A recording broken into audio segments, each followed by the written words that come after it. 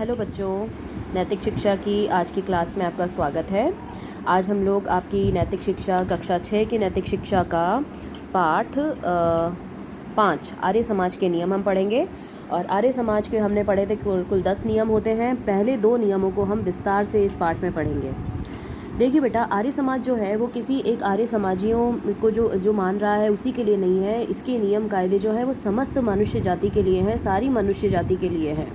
ठीक है, इसमें किसी भी प्रकार का कोई पक्षपात नहीं किया गया है और इसके नियम जो है वो कोई भी मनुष्य मान सकता है, स्वीकार कर सकता है। देखिए, पहला नियम क्या है, ये कहता है कि सब सत्य विद्या और जो पदार्थ विद्या से जाने जाते हैं उन सब का आदि मूल परमेश्वर है। अब इसके देखो 2 पार्ट्स हो गए हैं। पहला पार्ट क्या कहता है कि सब सत्य विद्या का आदि मूल परमेश्वर है, ये हो गया फर्स्ट पार्ट। और फिर दूसरा, जो पदार्थ विद्या से जाने जाते हैं उनका आदि मूल भी परमेश्वर है, ये हो गया सेकंड पार्ट। ठीक है, तो हम एक एक पॉइंट को डिटेल में समझेंगे। देखो, पहला है सब सत्य विद्या का आदि मूल परमेश्वर है। अब देखो, सत्य विद्या क्या होती है? 2 शब्दों से मिलकर बना है ये शब्द, सत्य और विद्या। ठीक है, सत्य और विद्या मतलब ऐसी विद्या, ऐसा ज्ञान जो सच्चा हो, सत्य हो, जिसमें किसी प्रकार का कोई भ्रम नहीं हो।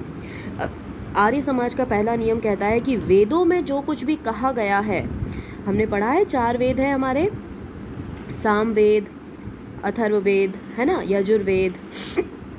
तो जितना भी जो ज्ञान वेदों में दिया गया है वो सारा के सारा ज्ञान ईश्वर ने स्वयं दिया है।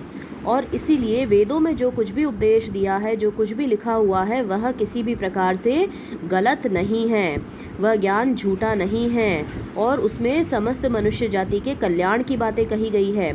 इसलिए वेदों में वर्णित जो ज्ञान है वो सत्य विद्या है। और इस सत्य विद्या का आदि मूल, आदि मतलब प्रारंभ, मूल मतलब जड़, ठीक है ना, इसका पूरा जड़ वाला जो एकदम शुरुआत है, इसका आदि है, वो कौन है? परमेश्वर है। मतलब ये सारा सच्चा सीधा भ्रम रहित जो ज्ञान है वो किसने दिया है? ईश्वर ने स्वयं दिया है, परमेश्वर ने दिया है। अब हम लोग इसके सेकंड पार्ट पे आते हैं कि इन सत्य विद्याओं के द्वारा, जो सत्य विद्या क्या है, वेदों में दी गई है, उस सत्य विद्या से इस सृष्टि की, यानी इस दुनिया की, इस धरती की जिन वस्तुओं का हमें ज्ञान होता है, जिन चीज़ों का हमें ज्ञान होता है, उन वस्तुओं का आदि मूल भी परमेश्वर है। मतलब जब हम ज्ञान प्राप्त कर लेते हैं, विद्या प्राप्त कर लेते हैं और उसके बाद हम कुछ भी खोजते हैं, जैसे साइंटिस्ट लोग जो होते हैं वो ज्ञान प्राप्त करके कभी पावर प्लांट्स लगाते हैं, कभी एटम बम तक बना लिए उन्होंने, इलेक्ट्रिसिटी प्रोड्यूस कर दी, ठीक है ना, जितने भी अच्छा कार्य किया है वो सारा की सारा कार्य, उसका मूल जो है वो भी ईश्वर है। क्यों है? क्योंकि जो ज्ञान है वो ज्ञान ईश्वर ने दिया है। ज्ञान का मूल जब ईश्वर है तो उस ज्ञान के द्वारा अर्जित जो हमने नई चीज़ें बनाई हैं, उस ज्ञान के आधार पर उन वस्तुओं का भी आदि मूल ईश्वर ही है। ठीक है, एक बार हम फटाफट से इसकी क्विक रीडिंग कर देते हैं ताकि आपको और डिटेल में समझ में आ जाए। देखो, इस नियम में 2 बातें बताई गई हैं। सब सत्य विद्याओं का आदि मूल परमेश्वर है। जो भी सच्चे ज्ञान है उन सब का स्रोत परमात्मा है।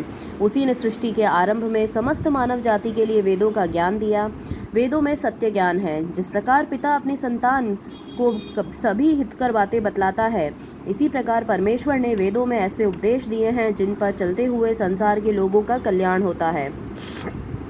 मनुष्यों के ज्ञान में भूल हो सकती है और वह ज्ञान झूठा भी साबित हो सकता है, परंतु परमात्मा द्वारा दिया गया ज्ञान सीधा, सच्चा तथा भ्रम रहित है।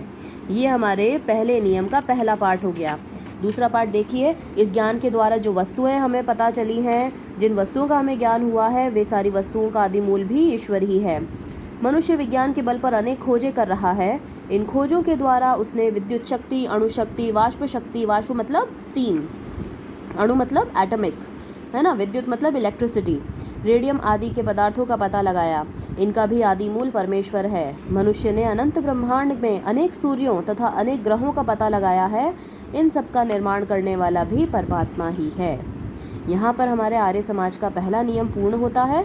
नेक्स्ट वीडियो में हम लोग इसके दूसरे नियम के ऊपर चर्चा करेंगे। आपको किसी भी प्रकार की कोई भी प्रॉब्लम हो तो मुझे मैसेज कीजिए। थैंक यू बेटा।